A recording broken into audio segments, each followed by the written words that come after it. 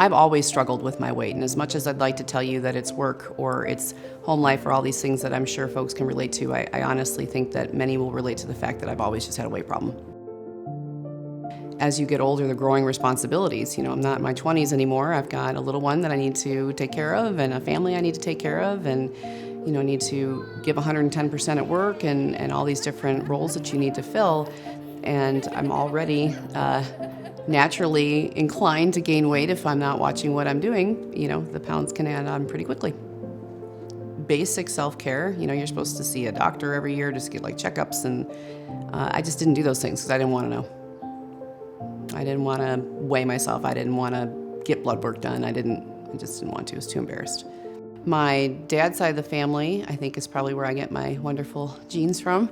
So he also struggled with his weight as well. And I remember, being in grade school, junior high, and being on weight loss programs with him. And we'd go to meetings together. And at 12 years old, I was already aware of kind of where I stood in the whole scheme of things as far as my weight was concerned. The loss of my dad was thus far the hardest thing I've had to experience. So, again, kind of going back to just not really having motivation to do much, certainly the last thing on my mind at that point was, should I eat right? It was like, I'm going to eat whatever I want to eat because I feel horrible inside.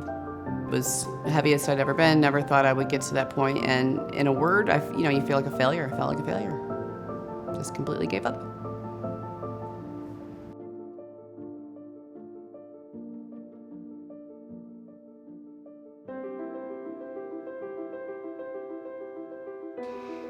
So, it was pretty quick. So the first month, I think 17 pounds. Second month was 12 pounds. So right off the bat, I was pretty much down 30 pounds in 2 months. Having that initial really big push, I think, is huge because it really gets your motivation, your confidence, that feeling of I can do this up and keeps you going. So you can work through plateaus because those will happen too.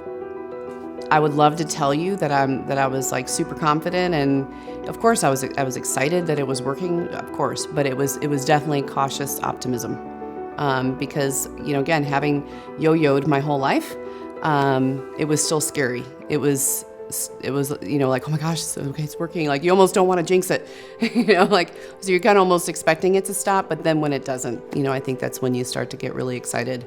And like I said, every 10 pounds saying, well, I made it this far, so motivating. It was really motivating.